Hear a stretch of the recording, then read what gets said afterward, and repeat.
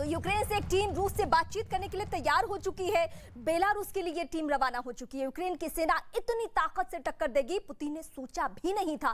Putin का plan तो 72 घंटे में कीव पर कब्जा कर लेना था और वहां कठपुतली सरकार बनाने का था, लेकिन अभी तक ऐसा नहीं हो सका है। पुतिन का 72 घंटे का प्लान ऐसे फेल हो जाएगा, इसका अंदाजा तो पुतिन को बिल्कुल ही नहीं था। इसीलिए वो बौखला चुके हैं और बौखलाकर परमाणु युद्ध की धमकी देने पर उतारू हो चुके हैं। Сломались, пацаны. Сломались. Можно оттащить на Россию обратно. युद्ध के चौथे दिन सामने आया ये वीडियो पुतिन के प्लान पर बट्टा लगा रहा है। बीच रास्ते में रूस के इस रुके हुए टैंक को देखिए और इस पूरी बातचीत को जरा गौर से सुनिए। Сломались, пацаны. Сломались. Можно оттащить на Россию обратно. रूस की सेना से मजाकिया लहजे में वापस रूस खींचकर ले जाने की बात करने वाले ये यूक्रेन के नागरिक हैं, जो बीच सड़क पर ही बिना डीजल के बेदम पड़े टैंक और बेबस सैनिकों का मखौल उड़ा रहे हैं। इस वीडियो में रूस के सैनिक एक टैंक के किनारे खड़े दिखाई दे रहे हैं। थोड़ी ही देर में कार पर सवार एक यूक्रेन का नागरिक उनके पास पहुंचता है और रुकने की वजह पूछता है। Сломались, пацаны. Сломались. Можно оттащить на Россию обратно.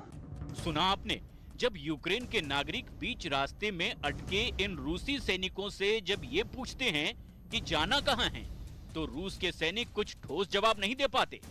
А вы хоть знаете, куда вы едете? Нет. Куда? На Киев, блядь, хуярите. Да. Хотя по новостям говорят. रूस के सैनिकों का जवाब सुनकर तो यही लग रहा है कि ये अटैक के प्लान में अटक गए हैं, अपनी मंजिल से ही भटक गए हैं।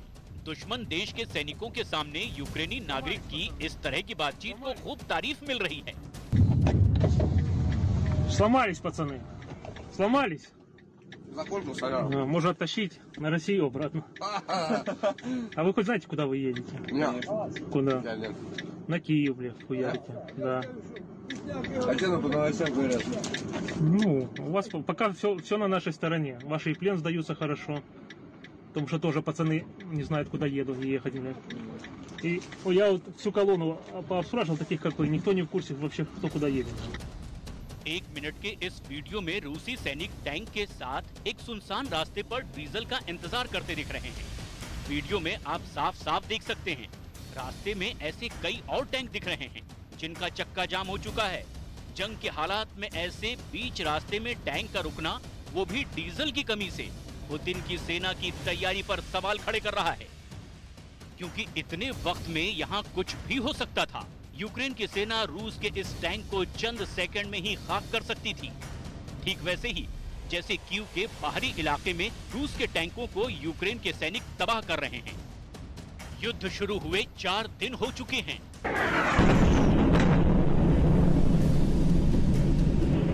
रूस यूक्रेन पर लगातार मिसाइलें दाग रहा है। यूक्रेन धमाकों से गूंज रहा है।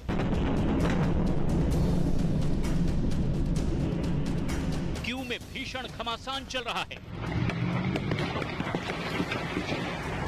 खार्किव में आमने सामने की लड़ाई चालू है।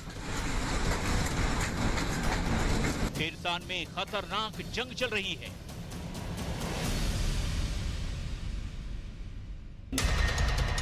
रूस की सेना ने सैन्य ठिकानों के साथ साथ अब यूक्रेन के रास्ते यूरोप गैस ले जाने वाली एक पाइपलाइन को भी उड़ा दिया है।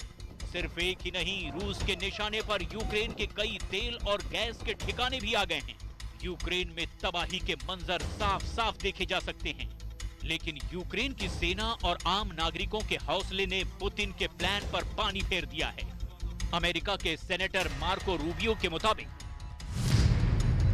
पुतिन की योजना 24 घंटे में यूक्रेन पर हवाई बढ़त बनाने की थी, 36 घंटे के अंदर यूक्रेन के सैन्य संचार को बर्बाद करने की थी, 48 घंटे के भीतर ही कीव पर कब्जा जमाने की थी।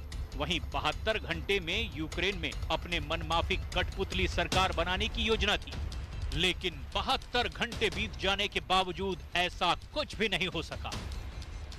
रूस यूक्रेन पर लगातार हवाई हमले कर रहा है, मिसाइलें बरसा रहा है, यूक्रेन के सैन्य ठिकानों को तबाह कर रहा है। कीव के बाहर भी घेरा बना लिया है, लेकिन कीव पर अब तक कब्जा नहीं हो सका है।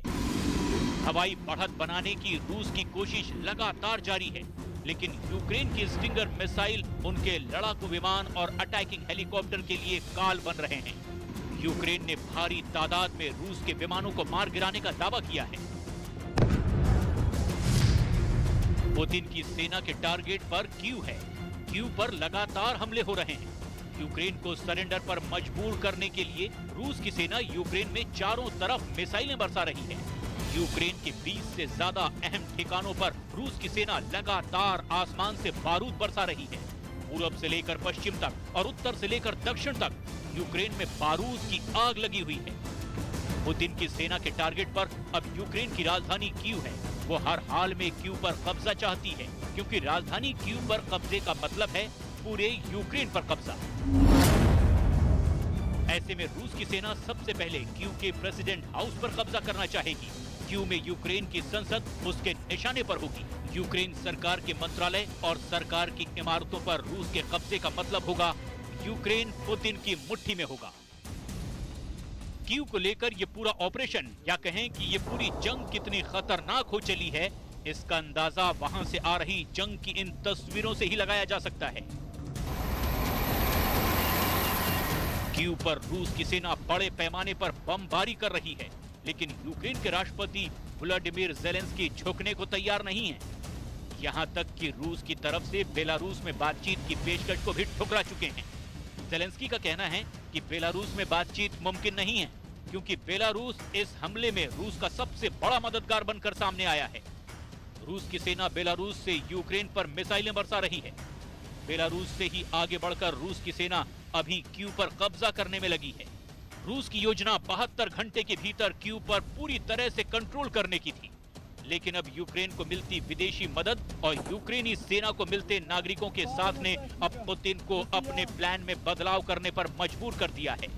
रूसी स्वास्थ्य मंत्रालय के एक लीक दस्तावेज ने पुतिन के बदले प्लान को दुनिया के सामने ला दिया है। खुफिया जानकारी के मुताबिक पुतिन यूक्रेन की जंग में 50,000 सैनिकों को खोने के लिए तैयार हैं। रूस मेडिकल इमरजेंसी लगाने की भी तैयारी में है। यानी एक तरफ रूस अपने सैनिकों की जान बचाने की फुल प्रूफ तैयारी में लगा है, तो वहीं दूसरी तरफ यूक्रेन में लगातार बारूद बरसाया जा रहा है। कीव में लगातार मिसाइल अटैक के सायरन बज रहे हैं।